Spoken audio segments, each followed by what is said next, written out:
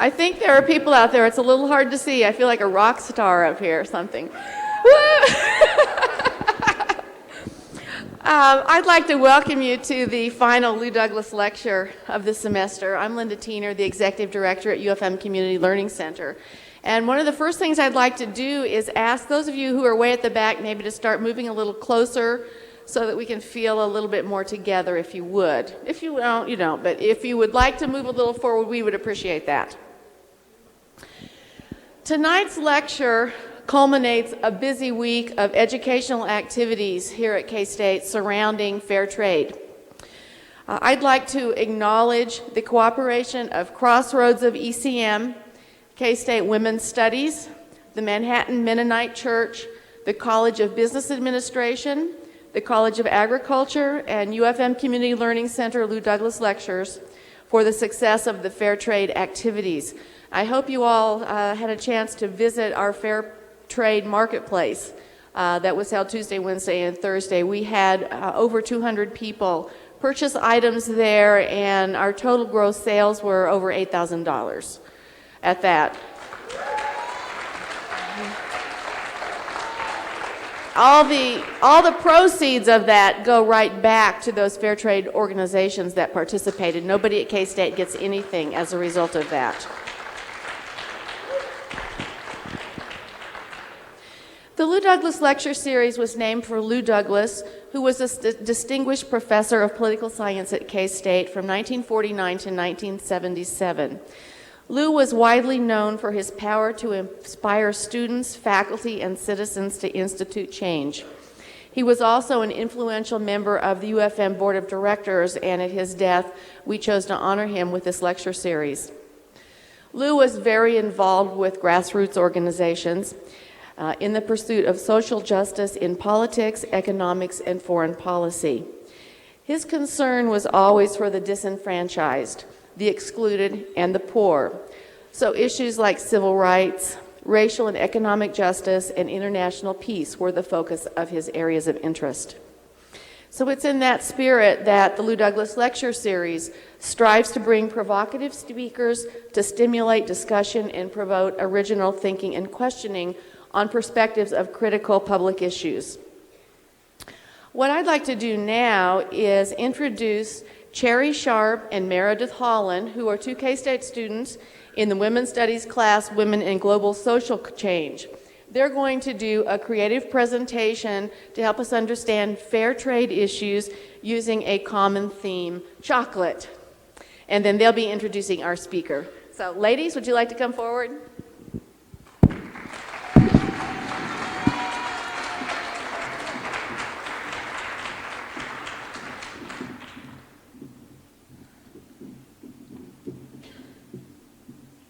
Hey, hold it right there. What do you think you're doing? Huh? What?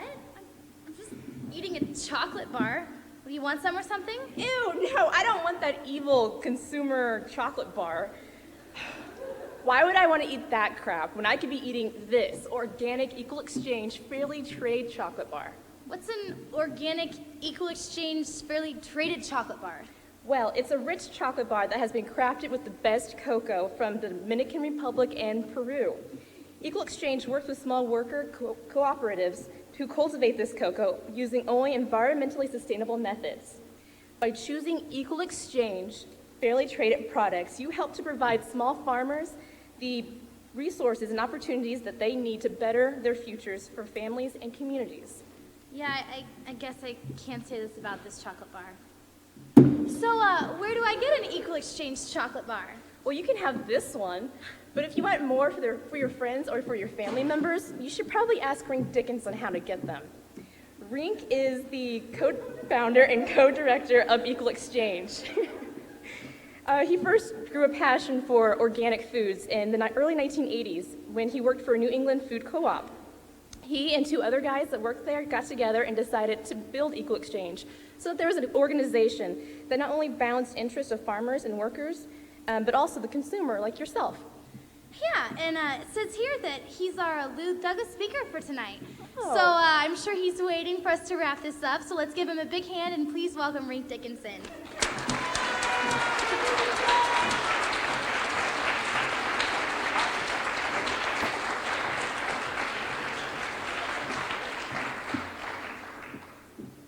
Wow, that was great. Thank you, Sherry and Meredith. It's great to be here, and I just want to thank all the folks who made that happen, and definitely Olivia, who hunted me down for a long while, and Summer Lewis, who you will hear from in a little while, a grad from here who was very instrumental in that, and Linda as well. So thank you all. What we're going to do is talk a little bit about equal exchange and coffee and small-scale farmers and the fair trade movement and where it is at this point.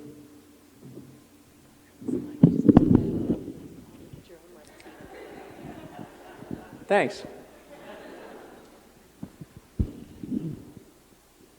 Okay, so equal exchange. Here's some stuff about us. You can see our products, including the chocolate bars, some baking cocoa, tea from small farmers in India, and then coffee, which has been the base product. So really a coffee organization that's been doing fair trade since 1986, and more recently moving into some other products. And here's some other stuff about us. We're based in Massachusetts. We sell all over the country. We've been around since 1986. We have somewhere around 95 employees now. 70 of them are member owners. That means, even though me and Michael and Jonathan are the three founders, I'm the only founder still left working there, each of these 70 people has one vote. Equal governance share, one member, one vote. So when we have a worker-owner meeting, Summer and I each have a vote. Another 68 people do as well. We elect the board of directors, and then the board of directors sets policy. They hire management, which in this case it's me and one other person. And it's a traditional workplace on a day-to-day level, but then the day on the major policy issues, it's everyone's involved. So it's a model of kind of a democratic organization. And we're saying if we're going to work with small farmers who we want them to be democratically organized, we should be organized the same way as well, and that's a real advantage. Okay, so coffee.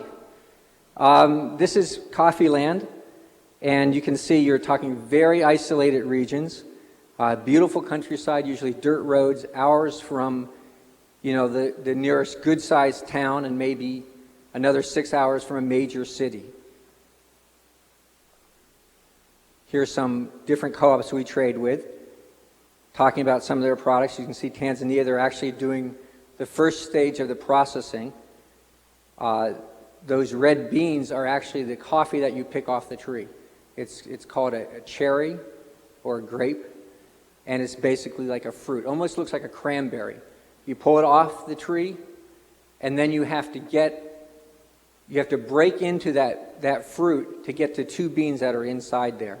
And the picture of the folks in Peru, they have done that, and this is the next stage in the processing. That coffee is then you take off a thin parchment, and by taking off that thin parchment, you're at the second stage of processing, at which point it's ready to be exported. And so when coffee is traded on the commodity market, it's gone through those two stages. It's now a darker green bean, and it's very non-perishable in that stage. So you can hold on to that coffee for months and months and even a year or even longer, and it's pretty stable. And that's what everybody on the commodity market in Europe and America is trading. Then when you bring it into the country where you're going to consume the coffee, you roast it. At that point, coffee becomes very perishable once again. All right, so what is fair trade? These are the key basic elements of fair trade in coffee. And coffee is the base fair trade product in the world and has the highest standards. So there's a minimum price component, $1.26 a pound. At the time that the fair trade movement chose that price, it was a pretty basic price because there was an international system that made sure that coffee stayed between $1.20 and $1.60 a pound, which was a decent price for the farmer, a decent price for the consumer. And so fair traders were like, we're pretty comfortable with that system. Let's add on a few pennies more. What we really want is access for small farmers. Because at the time that the fair traders created this price element, small farmers did not have good access to the market. What happened right after these standards were set around price? In 1989, the International Coffee Agreement basically fell apart. The United States and Brazil, who are the largest producer and consumer in the world, said, we don't want to see coffee between $1.20 and $1.60 anymore. Let's have free trade. Let that price come way down. The United States did it so we could get coffee cheaper. Brazil did it, I presume, because they thought they could outproduce everybody. It was a bad decision on their part. So right after that fair trade minimum was set, which wasn't controversial, it became a big, big price difference. All of a sudden, the world market was at 60 cents a pound, and anybody doing fair trade was paying $1.26 a pound. It was a huge difference. Okay, other key elements. Credit. Small farmers need credit. Even if they have access to the market and someone who's going to pay them a really good price, if you don't have the capital to buy from your members, people will literally sell their coffee to someone at a much worse price because that person will pay them money today. And so part of the cycle of debt is when somebody gives you, before the season, they come up to you and they say, hey, do you need some money for medicine or clothes or materials for your kids, maybe to send them to school? Here's some money, but it's only payable back to me in terms of coffee beans. You pay me back with 100 pounds of coffee beans. And by doing that, the farmer who has no choice is basically selling their crop at a price well below the cost of production.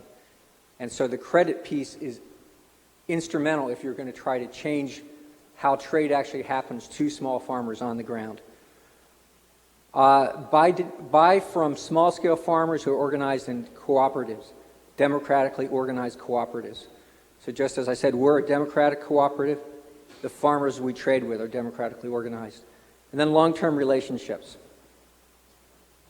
What's interesting about these standards, they're very strong, they're very powerful. If you find fair trade coffee anywhere in the world, it's following these standards.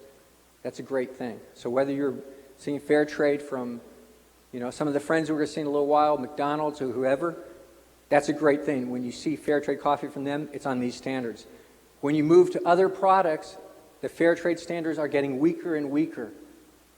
Very quickly, the fair trade system is adding flowers, is adding fresh grapes, wine grapes, bananas, sugar, all kinds of products, and almost all of them on much weaker standards than these standards. Not from small farmers, often from plantations. And for us as original fair traders, we're questioning what is our relationship to that fair trade system. Okay, here we see some members of cooperatives at the annual meeting, and we see some folks drying coffee in Nicaragua. This is kind of the price side of the coffee. That white line going across is the $1.26 a pound, the minimum price that fair traders are always paying. You can see that when the market goes above $1.26 a pound, the fair trade price goes right up with the market price. It stays slightly above it. So if the market is sitting there near $2 a pound as it was in 1997, the market price looks like it's around 170. The fair trade price would be 175. When the market goes low, as it did, as I said, in 1989, and you can see that still the same low market creeping in there in 1990, 91, 92, all those years, well below the cost of production, fair traders are always paying $1.26 a pound. This is a huge impact of a fair price to farmers. And we have a spike there in the late 90s, and then it goes right back down again. Basically, the coffee market has been below the cost of production for most of the 20 years I've been doing this, for I'd say about 14 of the 20 years. And that reminds you of other agricultural products, including the ones that you guys know about here from Kansas. A lot of agricultural products, it's just the economics are really difficult. There's a huge environmental impact to coffee and to all of these products. And coffee can be grown right out in the sun with a lot of chemical inputs, or it can be grown almost in a pure forest environment or in gradations between those. And so this is a case of an extremely forested coffee system. The dark green plants at the bottom are the coffee trees. The rest are shade trees.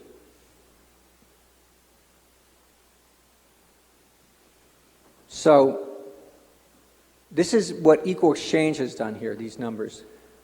Raised farmer incomes, that's basically the amount, the difference between the market value of the coffee, if the folks we buy the coffee from had sold to anyone else at market price, versus the extra dollars we put directly in their pockets through the premium above market price.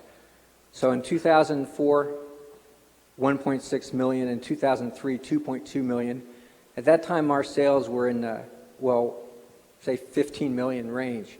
So it's a huge amount. It's like 10% of your sales are going to farmers in above market premiums. It's really well more than our profits for any of those years.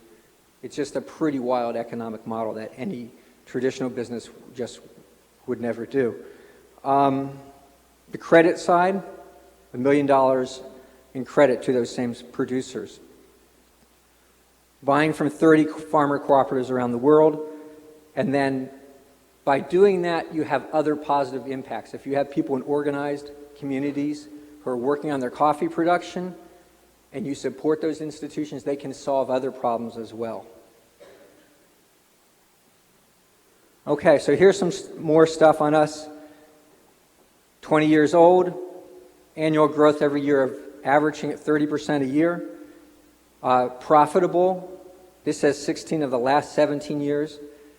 We were talking today, Summer and I are saying, well, that could be 17 of the last 18 years, because this is kind of a year old, this information.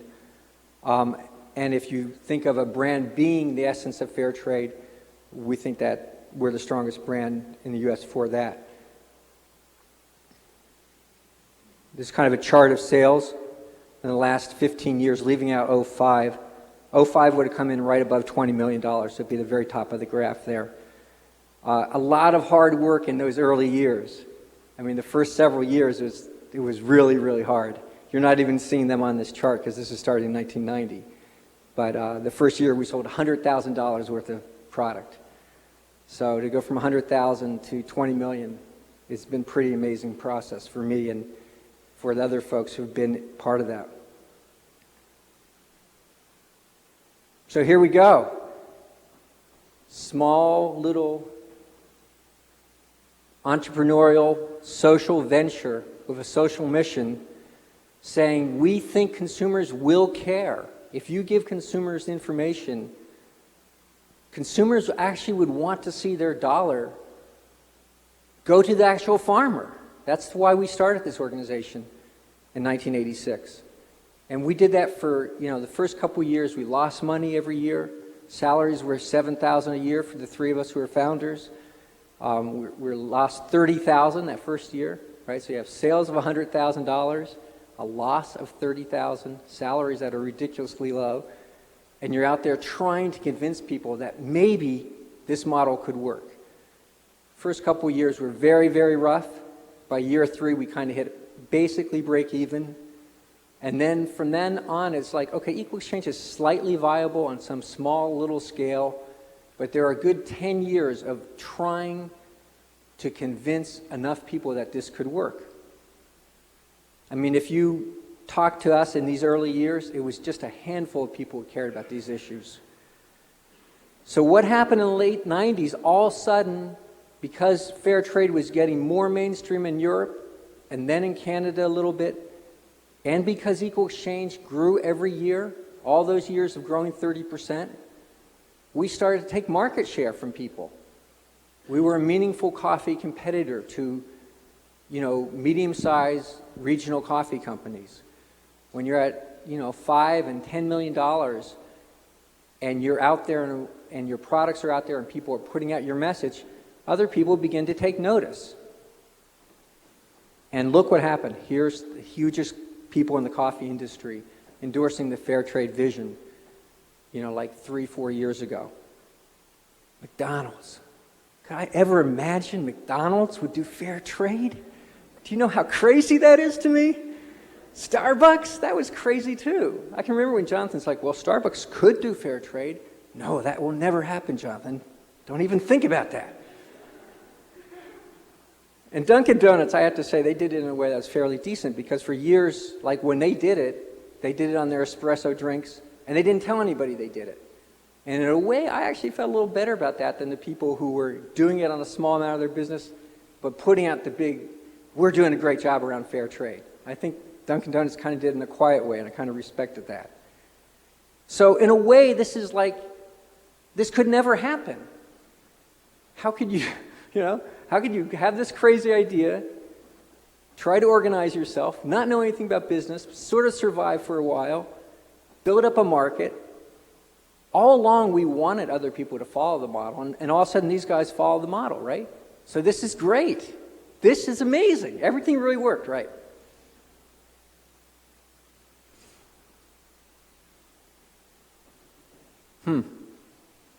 Certain things didn't work so well, though. We forgot about the farmers. This is kind of the other side of the coin. It's gone really well up here. Farmers are worse off than they were in 1986 when we started the whole venture. Farmers make less money, have less leverage. The environment's worse off, but they're more at the table. So we're going to go back to 1986, and we're going to look at a bunch of things from 1986. And this could be small coffee farmers anywhere in the world, and more particularly, we're going to use Mexico. So a lot of this could be true everywhere in the world, and then each country is different, has very specific situations, so we're going to have a little Mexico focus as well. So we have the International Coffee Agreement in 1986. That's keeping the price between $1.20 and $1.60 a pound. Price support's on an international level, very powerful. It's a great asset for small farmers. 1986, there's a government in many of these countries that's giving some money to the agricultural sector. In Mexico, it's IMI Cafe. IMI Cafe is basically giving credit to people, giving technical assistance. They're helping these farmers bring in inputs into the farming communities, giving them local stores. There's a bunch of things going on.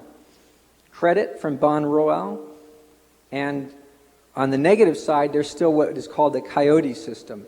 And the coyote system means you as a small farmer have no access to the market. You sell your coffee to some trader, some guy who shows up in your village. As I said, they give you some credit, and they give you an incredibly low price. So that's on the bad side of 1986. What else was going on in 86? There's basically private land, and then there's ejidos. Ejidos are communal collective property of farmers. And it means that you can use that land as an individual, or you can use it with your cooperative, but that land remains for the community. And it's a key part of what rural life looks like in Mexico. And if we look at the area of indigenous culture, there is indigenous culture. It's certainly probably weakened a lot from what it was in 1950, but there's a lot of community indigenous Indian culture. There's migration, absolutely. A tremendous amount of people in 1986 from Mexico are crossing the border, right? And coming up here for jobs. So that is definitely going on. Again, on access, small coffee farmers, basically, they don't know where the heck their coffee goes. They have no financing. They don't know who the market is. That's a negative thing.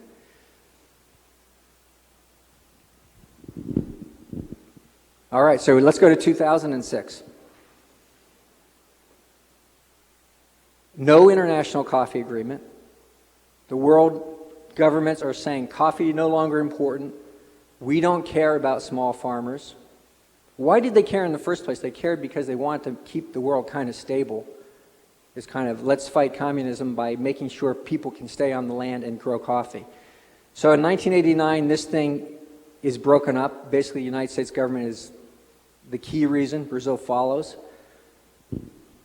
Tremendously negative impact on coffee farmers. That is the biggest factor of everything that's gone on in the last 20 years. There's no international or major nation support for agriculture in coffee. So now it's just the market price. bunch of traders determine what farmers are going to get paid. A lot of these years, as we saw in that graph, that price is well below the cost of production. Okay, less government support for agriculture in 2006. Way less government credit.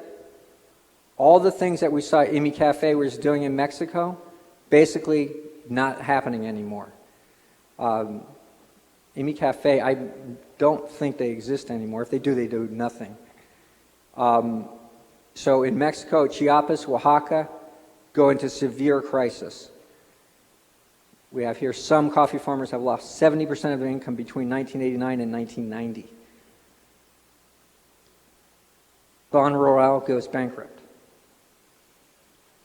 In this 10-year period, 94 to 2004, 1.3 million small farmers basically are bankrupt to them. This is looking at credit. It's the growth rate of agricultural credit in Mexico. And you can see that it swings phenomenally negative, right? In 1983, the public investment rate of growth is negative, but the private is positive. The overall number, which is that white thing, is positive. In 90 to 94, again, public's negative. The other two have grown and are both positive. Swings tremendously negative in the next two time periods. So it's essentially saying there's less and less and less credit for you if you're a small farmer.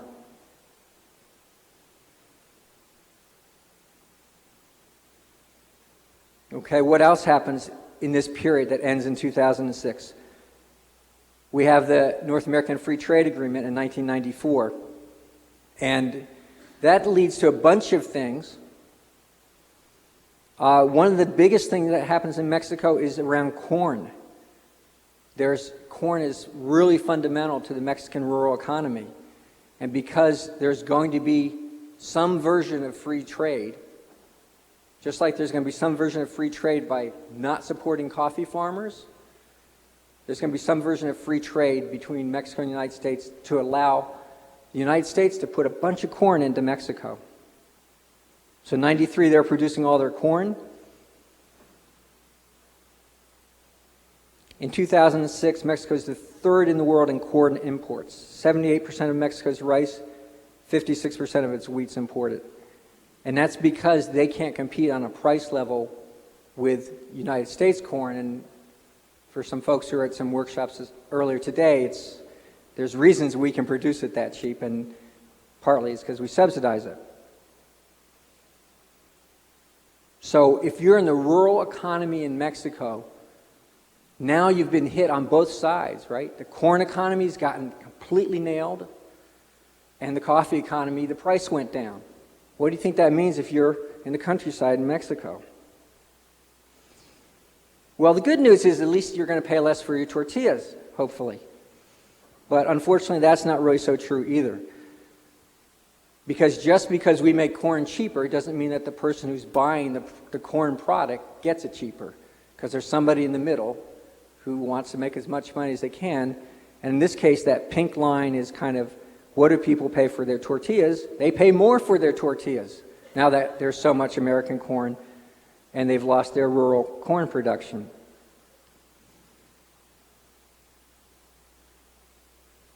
Let's go to land tenure.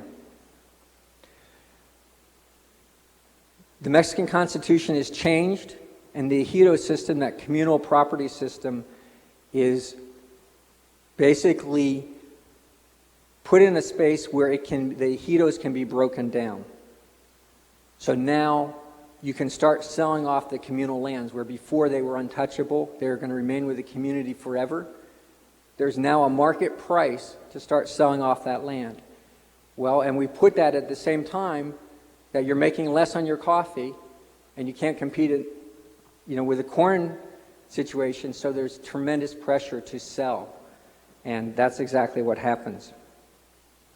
And as the communal lands get sold, and as it's clear they will be getting sold, there's a tremendous reaction to people in the rural economy, and one of the reactions is there's a rebellion of the Zapatistas who say free trade or at least this version of what's called free trade, is really making things terrible for us in the countryside here, and we're going to basically take up arms. That's how bad it is. Indigenous culture. Well, I think we know where this is going. I'll take this quote from one of our groups, Fietch.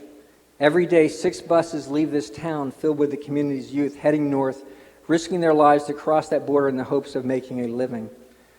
Literally, in the coffee communities that we trade with in this part of Mexico, it's getting to the point where there aren't men in the communities, right? There's no men between certain ages there because they've all have tried to come up here for work because that's how bad the economy is. And we know it from our side, a huge political hot potato and a huge issue here, but there's a reason that all those folks are trying to come up here because they've lost their basic economy before that. Therefore, indigenous culture is vanishing at the pressures on that culture is basically getting worse and worse and worse. No men, families migrating, family being torn apart. Extremely depressing.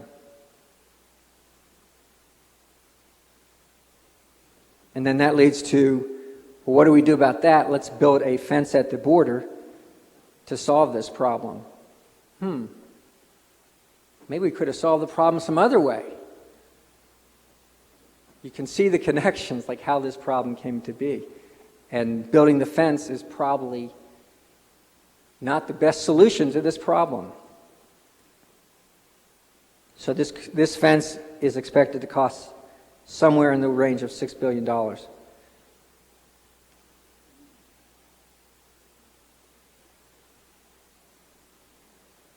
Okay, the environment. This 20-year period has really had a profound impact. Anyone who's traveled to any of these countries, Peru, Nicaragua, Costa Rica, Mexico, India, most African countries, there's a phenomenal environmental change going on. When you talk about global warming to the farmers that we work with, they know exactly what you're talking about. They're seeing it every day. They're seeing tremendous climate change. People are cutting down the very trees that they know they need.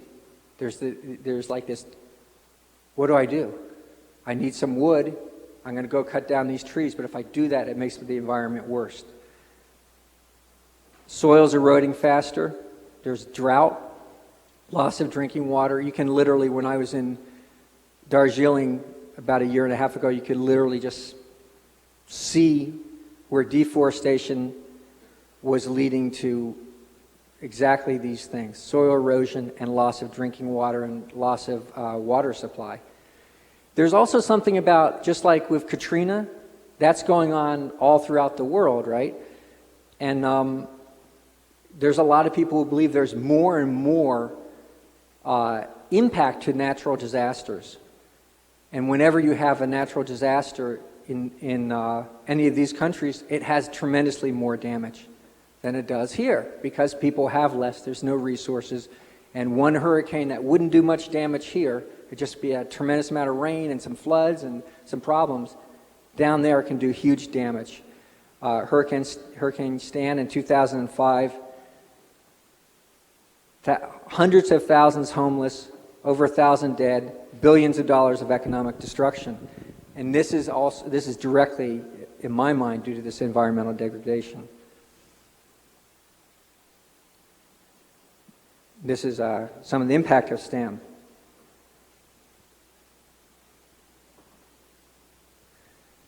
So, this is just to say, it'd be real easy, we could go back and say, wow, fair trade is doing a great job. It is doing a great job, actually. That list would have all those negatives and no positives were it not for fair trade. The positive of access to the table is actually really meaningful. The fact that in the coffee trade, small farmers were laughed at.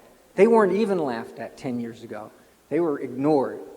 Then they were maybe laughed at as they got slightly known. Now small farmers, all these coffee companies are very interested in buying directly from small farmers cooperatives.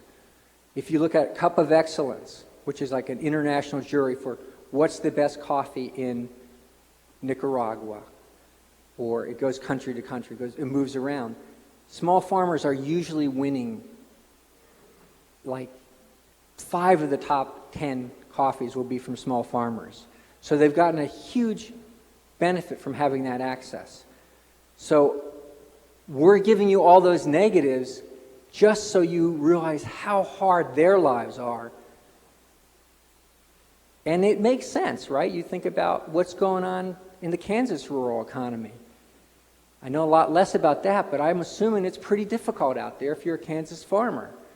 So it's the same system, and we have to find a way to understand all those negative things and then to get past them. And for us, it's about just being critical. You know, we want you guys to be fired up to be part of the fair trade movement and to use your brains too. So if you see some company kind of saying, well, we're the best, use your common sense. Are they doing something good, something great, or something maybe not so much, but they want to say it's great? Just be critical, right? Use your brain.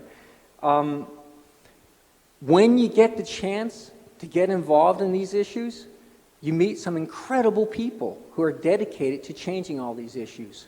And they know about it. They're talking about environmental change, and they're talking about global warming, and they want to change. They want to be part of a system that changes, that keeps the climate from changing. And they want allies from the United States. And they respect the work you do here. And so that's part of what fair trade offers as well, the chance to really connect to people. So I would encourage you to go far with it, you know. It's get involved, tell a friend about it, buy something, share it. But also if you get a chance to go on a study tour, take that chance. Go further and reach out to people, and I think you'll see the phenomenally beautiful side of it that gives you the energy to deal with all the negative things that are also there. Couple examples of that. I was just in South Africa, like literally last week, and there's a model there called Fair Packers, and it's for small-scale rooibos farmers. Rooibos is a type of herbal tea. And one of the guys, this Fair Packers is basically an alliance between one cooperative of small black farmers, another cooperative of small black farmers, and then a white South African. So it's 1/3 owned by each of the co-ops and 1/3 by this guy. And he didn't need to, he's basically in the position of power. He's a wealthy guy, but he's openly giving away 2/3 of his business to these cooperatives because he's so excited by these issues. It's kind of exactly what I'm saying. He's getting so much from those relationships that he's doing something that's not, in his pure economic interest. And it's because the ability to work on those issues makes it make sense. When we take folks on tours, like maybe 4, 5, 6, 7, 8 a year. We try to take customers, stores, co-ops, cafes, down to meet the farmers, and all kinds of powerful things happen from those interactions. And one that comes to mind to me is there's a chain in Cleveland called Heinen's Supermarkets. It's pretty well known. They have like 16 stores in Cleveland. So you have the really big supermarkets, and then you have them as the family-owned supermarket. And so the owner, there's 2 owners of Heinen's. One of the 2 owners goes on this trip to El Salvador. This is a few years ago. Along with some of his store buyers, along with some other people with the Equal Exchange. And literally they're going and visiting peasant communities in El Salvador, people who have dealt with civil war, who don't know where the heck their coffee goes, back to the market access thing. And here's this, from their side, phenomenally powerful, wealthy owner of 16 supermarkets, right? In El Salvador sense, he would be a land baron, basically. And he's sitting down, talking to them, giving them respect, listening to them. And the impact of that on those folks. Because in El Salvador, that would never, ever, ever happen, right? The rich are never talking to the poor there. The rich are the people who are probably supporting the people who are going to come and kill you through the death squads. Here's this wealthy American giving them respect and dignity, and that has incredible, powerful, revolutionary impact because it gives them more power. And that's, I think, what fair trade has actually done. So it kind of works to get involved in this system, and Summer is an example of someone who has gotten involved in this system from right here. So I thought it'd be time for her to talk for a little while, and then we'll take questions after that.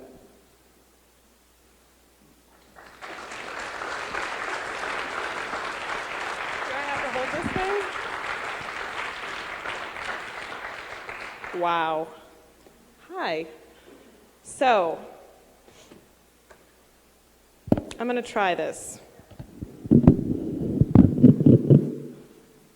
Hi, everybody. Can you hear me okay? Okay. So, I'm here at K-State today because I work for Equal Exchange. I came to work at Equal Exchange through my studies here at K-State. It's kind of funny how that worked out. I graduated from KSU in the spring of 2005 with three Bachelor's of Arts degrees. I was a bit of an overachiever. These degrees were in modern languages, specifically Spanish, sociology, and women's studies. It was in women's studies that I first learned about fair and alternative trade through the context of women's global movements for economic, environmental, and social justice. I applied for an interfaith liaison position in the Equal Exchange Interfaith Program in the spring of 2005. I was applying for this as I was studying for finals and ordering my cap and gown. I was ready to go. I accepted the position with Equal Exchange as soon as it was offered to me weeks after graduation. I moved out to Boston to start work at Equal Exchange just as fast as I could pack up, say goodbye to family and friends. So currently, I work as an interfaith liaison. That's my official job title. Wow. What exactly does an interfaith liaison do, though, you might ask? In a nutshell, I work with interfaith program participants, faith-based organizations, including churches, congregations, temples, convents, monasteries, youth groups, you name it, and the individuals of faith that make up these organizations. The Equal Exchange Interfaith Program works in partnership with faith-based relief, development, and human rights organizations to help communities of faith learn about and promote fair trade. These organizations include Lutheran World Relief, the Presbyterian Church USA, the United Methodist Committee on Relief, the United Church of Christ, Justice and Witness Ministries, the Unitarian Universalist Service Committee, the American Friends Service Committee, the Mennonite Central Committee, and the Church of the Brethren Witness and Washington Office. So there's quite a few there. Around the world, coffee and fellowship come together where we share community. We all know how much church folks love their coffee, right? Well, I do. As one of the most heavily traded commodities in the world, coffee is a direct link between our community and farming communities in Latin America, Africa, and Asia. In partnership with congregations and faith-based organizations, Equal Exchange's Interfaith Program is a bridge between our community of faith and communities where small farmers often struggle just to make a simple living. Equal Exchange Interfaith Program participants help farmers to build better lives for themselves and their families. No matter what religious background or affiliation, all faith-based individuals are welcome to support fair trade through the Interfaith Program at Equal Exchange. In 2005, 8,895 faith-based organizations and individuals purchased 100% fairly traded coffee, tea, and cocoa from the Equal Exchange Interfaith Program. That was 8,895 faith-based organizations and individuals. It's quite a bit. In that same year, 2005, we, the folks in the interfaith program, and that's when I was there, processed 34,000 orders that totaled $6 million in sales. Just last month, October, our interfaith program sold close to $1 million worth of fair trade products. It was a crazy month. Just think about that. That's a lot of fair trade coffee, tea, cocoa, and sugar as well. For every pound of product purchased by our interfaith program participants, a donation is made to interfaith program partners' small farmer funds. This is just another benefit of the partnerships that we have in the interfaith program. Just last year, over $118,919 was given to our partnerships to support their small farmer funds. Our partners put their small farmer fund donations, as well as other monies, into relief and development work with small farmer cooperatives. For example, in 2005, the United Methodist Committee on Relief donated over $50,000 to cooperatives in Chiapas, Mexico that were devastated by Hurricane Stan. So you can see these pictures here. Another example, the Unitarian Universalist Service Committee has used small farmer funds to support women's empowerment efforts at a coffee cooperative in Guatemala. And finally, just one other example among many, Lutheran World Relief is currently supporting the cooperative Aspro Cafe in Colombia with a 2-year, $66,000 project, with additional money being matched by Aspro Cafe and the producers to improve the productivity of the coffee farms. These are just some examples of work that our partners are doing around the world, and some of the ways that the Interfaith Program participants' purchases are making a difference. Additionally, our Interfaith Program sponsors a variety of educational delegations for Interfaith Program participants. Rink mentioned some of these trips. We do them as well in the Interfaith Program. These delegations visit small farmer cooperatives in Latin America, including this year Nicaragua, Guatemala, and Mexico. In January of next year, Lutheran World Relief will be hosting an Augsburg College Center for Global Education delegation to Nicaragua. I am going to be part of this delegation. I'm really excited to meet some of the producers we work with and to see firsthand how coffee is grown and processed. I'm also excited because it's in January. In January, it's warm in Nicaragua. In January, it's very cold in Boston. So it's a nice little vacation, as well as an educational opportunity for me. My position as an interfaith liaison and as a worker owner at Equal Exchange, I was just voted in last month. My position has primarily involved customer service and order processing, the nuts and bolts of fair trade, as my supervisor puts it. Essentially, I'm part of a chain that makes fair trade real. A chain that puts fair trade in your cup and on your plate. That feels really good. I am part of a company and a movement that is changing the global and U.S. economic system from within. Wow. Out in Boston, I get a variety of responses when I tell people that I'm from Kansas and that I graduated from Kansas State University. I see raised eyebrows, I hear chuckles, or I am forced to endure yet another Wizard of Oz catchphrase, such as, "You're not in Kansas anymore," or "Just where are your ruby slippers?" Which is why I got these. So now I have a comeback for people. Sometimes, though, I meet someone else who's from the Midwest who knows exactly where I'm coming from. It's a cozy little world here at KSU, and I do miss it. I've been here at the KSU Fair Trade Week for a few days now, and I've been emotional on a few occasions when no one was looking, as well as downright giddy. I can't say it enough. I am so amazed at all the work that folks here are putting into the fair trade movement. Fair trade isn't just something reserved for people in big cities. It's here. It's local. The word is spreading, and so is the excitement. The movement is global, nationwide, and it's here in the heartland. So thank you so much for your dedication, your interest, and your persistence. Thank you for bringing fair trade to the heartland.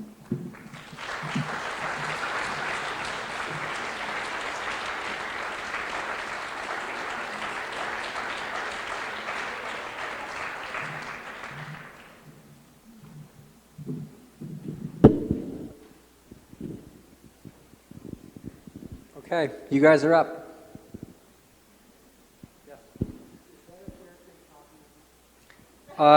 Is this a fair trade coffee I'm drinking?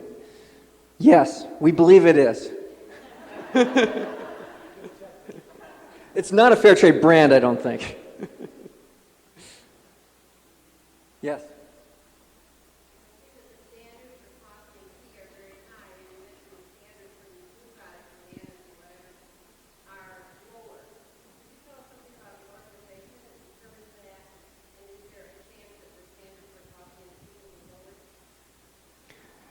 Yeah, and it's even more complex. Actually, tea has a much lower standard than coffee. Tea does go way, way, way back, but there really aren't many small farmers, and there's not really a commodity price component to tea. So even the tea, there used to be 2 fair trade certifiers in the world, and one of them brought in tea and tea plantations, and the other thought it was a tremendously bad idea. And the 2 organizations fought for a good 4 or 5 years about it, and then they merged and they accepted tea into the system at that point.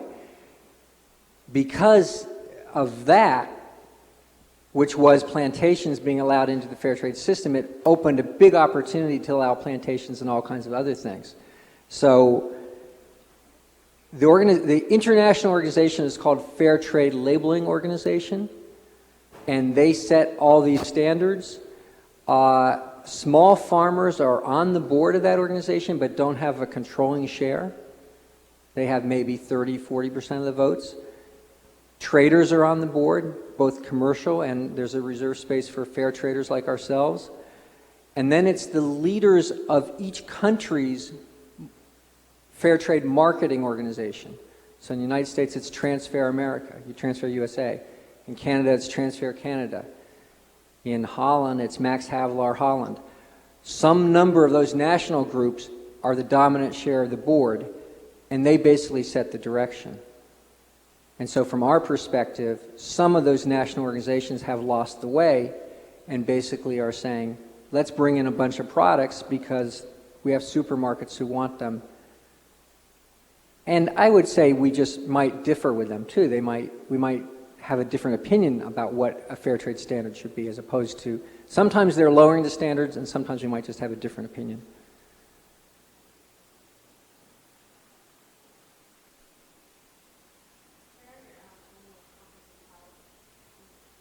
Where are equal exchanges?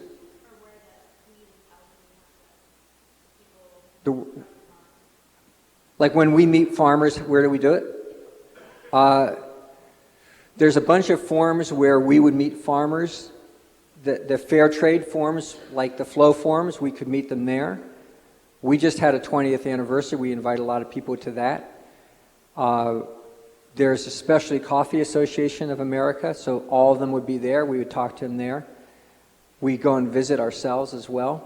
They visit. So I think a variety of different places. There's not just one place where it all happens, but those are some of the major places where it happens. Yes?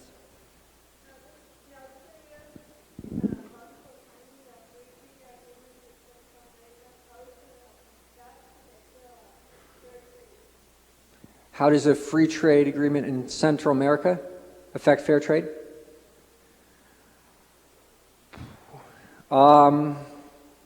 We'd have a lot of different opinions on that. I would say it hasn't, most of the groups we trade with would generally think that's a bad thing for their countries. It hasn't, in my mind, as of yet, had on-the-ground impact that I've seen.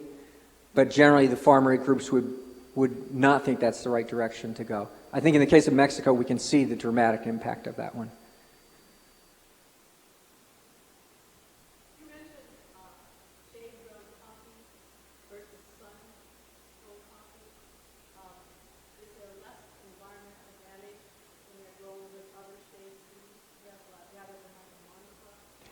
So the question is shade versus sun coffee, and what's the environmental impact of those? Yes, shade. How much is shade grown and how much is sun grown now? Is there a very small amount of shade? The thing on shade grown, there's like pure sun grown, and then there's a bunch of varying levels of shadiness, right? How shady is your coffee? So there really are no independent certification standards around shade. So when someone says, I have shade-grown coffee, they might, but it's not like organic, where, okay, at least we know what the legal definition of organic is. Even if we have some problems with it these days, you know what it is. There isn't that on shade. So that means you need to know even more, like from your coffee shop, from their supplier, etc. But I would say without a doubt, pure sun-grown coffee has tremendous environmental negative impacts. And pure shade would be really beneficial. And if you're somewhere in the middle, it's a mix. So it's a really complex issue, and I think as consumers, you just keep learning as much as you can and keep asking questions.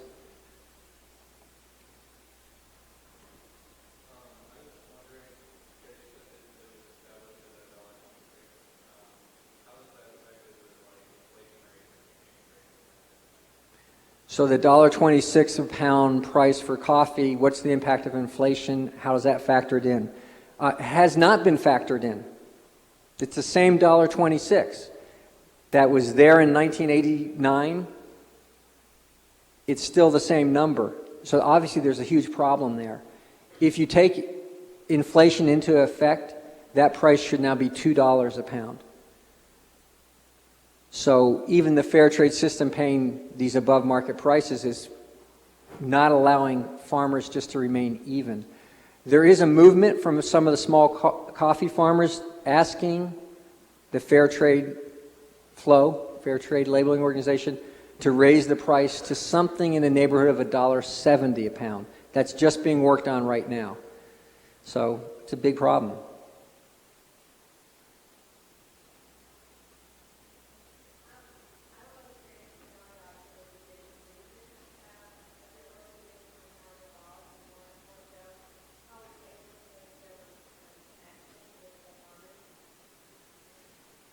So in the beginning years, how did we make connections with farmers? Not very well.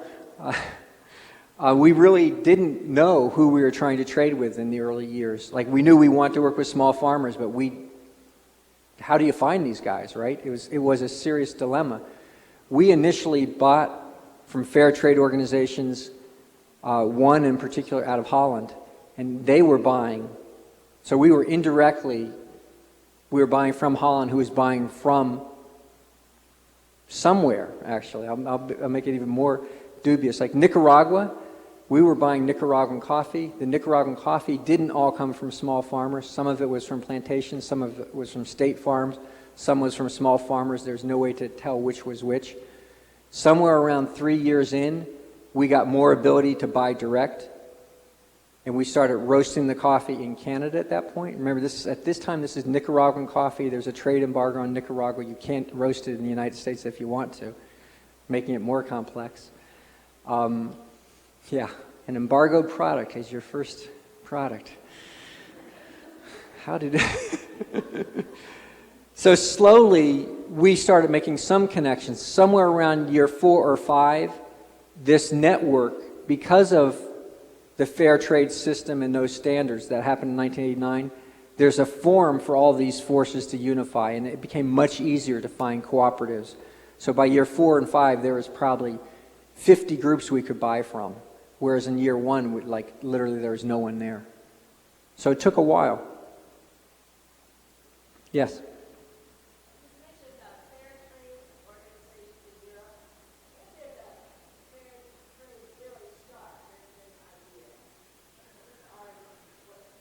The origin of fair trade is really post-World War II, helping refugees from World War II. And there are people who say the first fair trade organizations are here.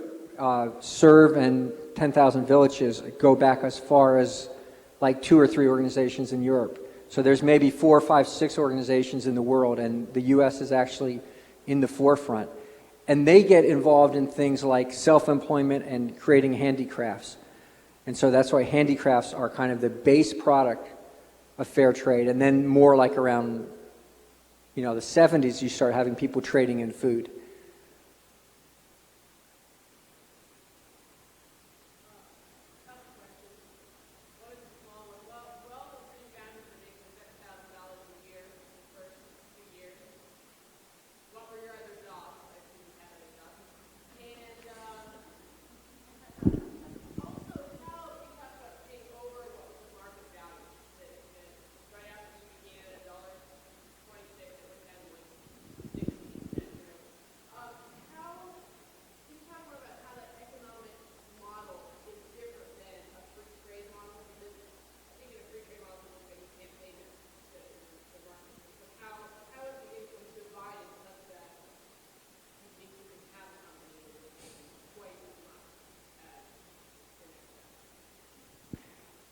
Could people hear that question, or should I? Yeah? Okay, so what were we doing with the rest of our life when we were making $7,000 a year? And how can you pay twice the market price for a product and be in the market? So, no, that was our job. That's all we did.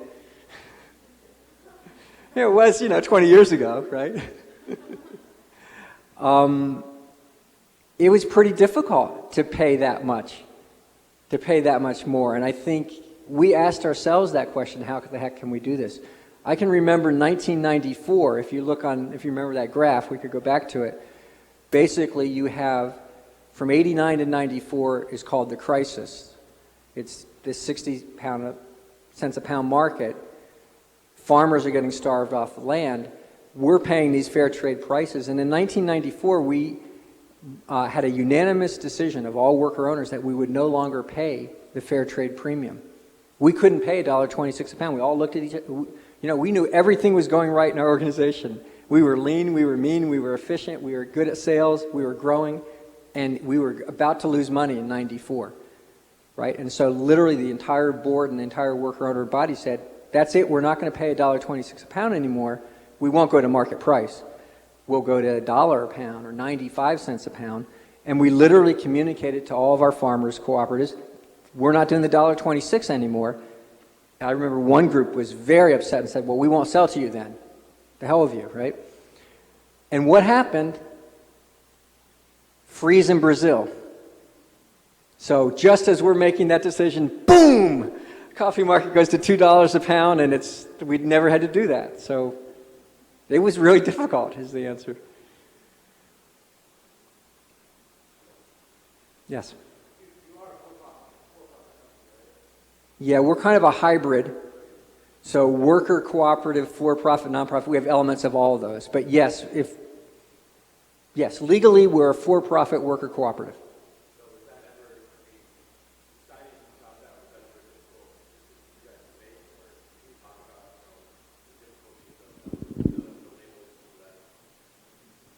Yeah, now it was a big question. So what structure is appropriate for this model that's going to do these crazy things, right? We had long debates between the three founders, between nonprofit, for-profit, and worker cooperative. We literally argued for all of those. And we never knew how to quite resolve it. There was this sense, well, if you're a nonprofit and you could get some grants, maybe that will make it easier. Well, if you're a nonprofit, then you're not seen as legitimate, and if you're surviving in the market through grants, then are you going to move anybody towards your model? And I think we went with what felt right to us at the end of the day. But at that time, that was very unusual for a fair trade organization to be for profit, and people were really, for years, people were like, who are you guys, right? And that's changed now. I mean, now there's much more openness to different forms. Yes, that was part of the vision, yeah. Go.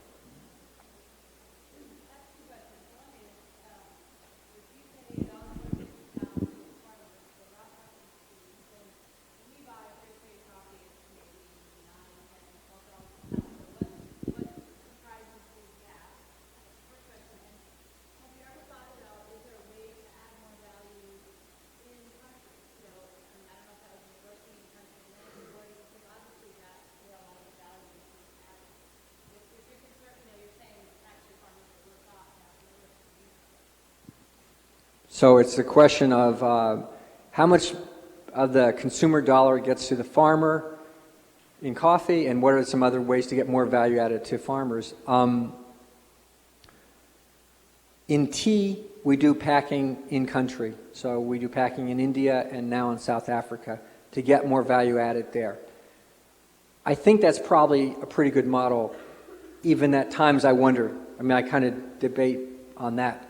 But at least it's an attempt to do that, to get some value added there. In coffee, you can't really do roasting in country because you have 20 sources of beans. You can't have 20 roasters in 20 countries, and it's very hard to find a country that will take in all 20 beans, right? Because they're agricultural countries with agricultural laws. And then if you did, you have this freshness issue after that, which is roast, pack in Mexico and get it into the U.S. and then distribute it. It's a problem. So I think if you're going to get value to farmers, it could be to have them as investors and owners of Equal Exchange, and a couple of the cooperatives have done that, to at least have them sharing the profits on that level. In terms of where the money goes, like if we're paying $1.26 a pound and consumers paying $10, yeah, I would say our $1.26, usually it's organic, so it's really $1.41. There's a shrink and roast, so make that maybe $1.80. So maybe about 20% of your dollar, if you buy an Equal Exchange product, is getting to the farmers' organization, the co-op. And the farmer is getting maybe 75% of that.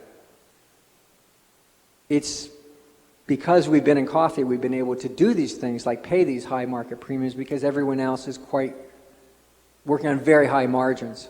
That's the other reason we've been able to do this, is because we've been competing against people who are buying coffee at $1 and selling it at $9, right? Even though there's a bunch of cost in there, there's still some very healthy margins. And if we were in some other product, we wouldn't be at this scale with these resources to do what we do. And as we enter into other products like chocolate bars, they're much tougher than coffee is. So we've been lucky, the right product at the right time. And we always ask ourselves, yeah, what are the benefits of, what if we drove our margin down lower and we got more volume?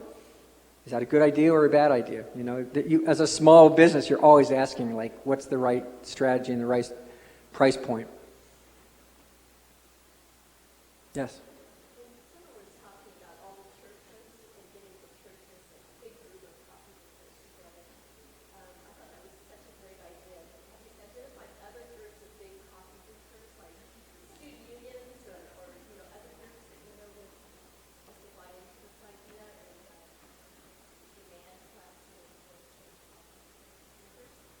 So, other than churches, have we found other groups like that? I would say not really. There's some talk about doing fundraising now, having organizations use product for fundraising, and we're just experimenting with that. There's some other groups, but no, nothing like the church thing. That's been on a scale completely unlike anything else. And we would love, hey, give us some ideas. We need, we need some new marketing ideas here, because Capitol Hill. Time for change, yeah.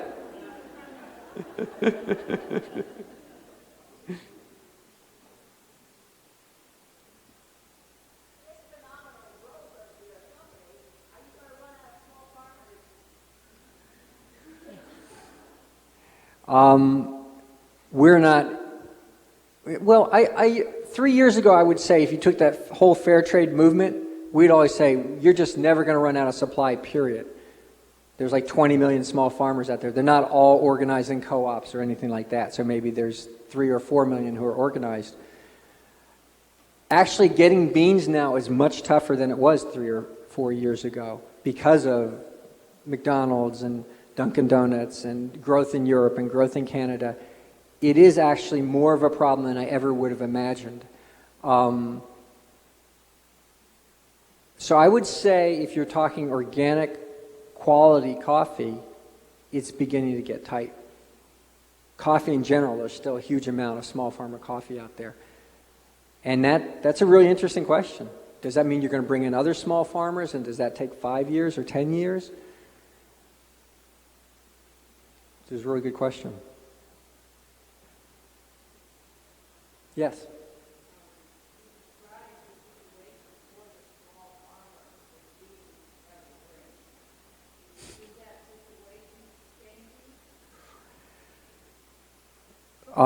Will the situation for small farmers, which seems grim, change? I mean, I think it's going to be pretty tough, right? I think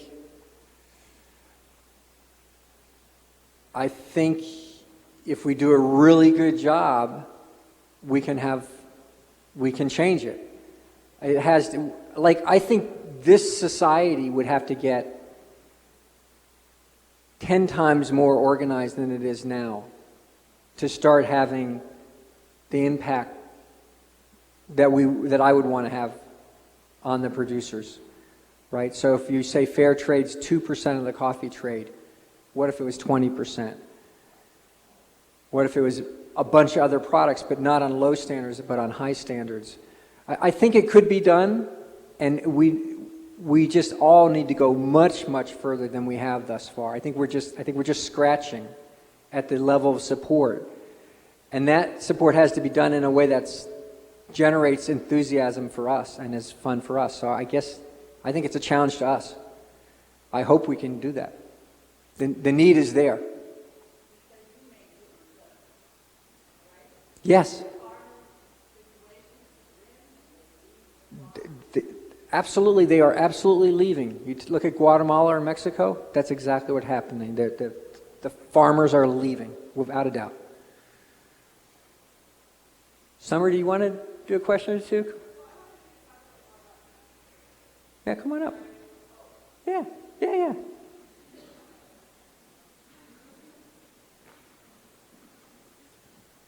Tell us about domestic fair trade. You want me to talk about domestic fair trade? Okay, well, I'll try to do this. So Equal Exchange is starting a completely new initiative, something called Domestic Fair Trade.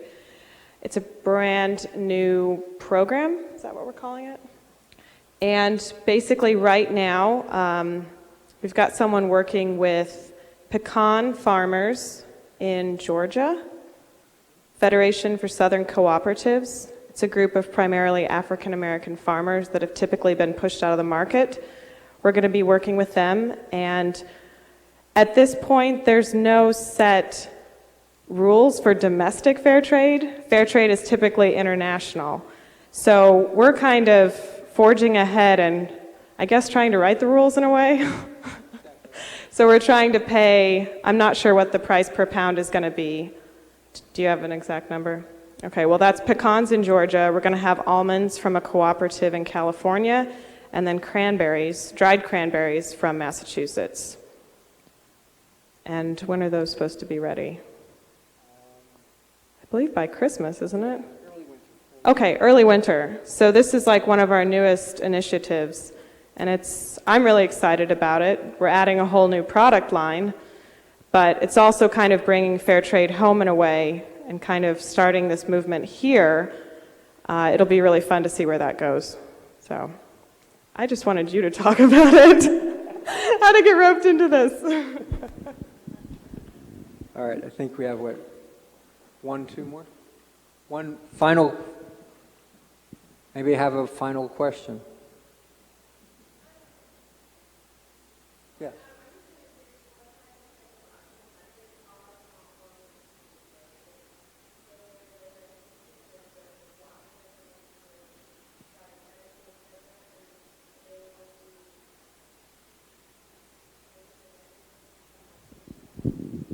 So on the growing of the coffee side, what kind of agricultural? Well, since most of them are organic,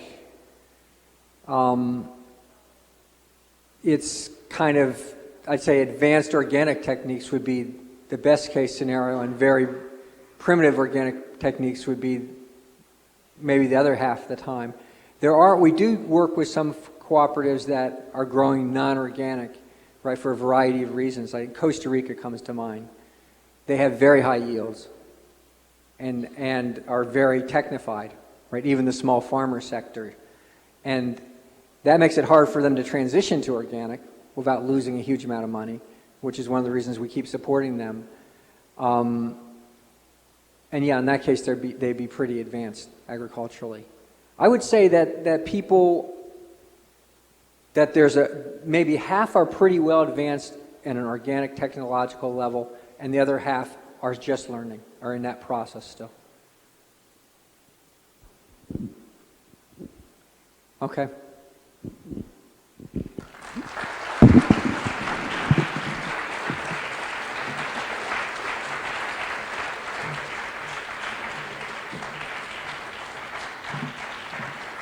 Thank you all for coming this evening. Rink will be around here for a while if you'd like to visit with him individually. Have a nice evening.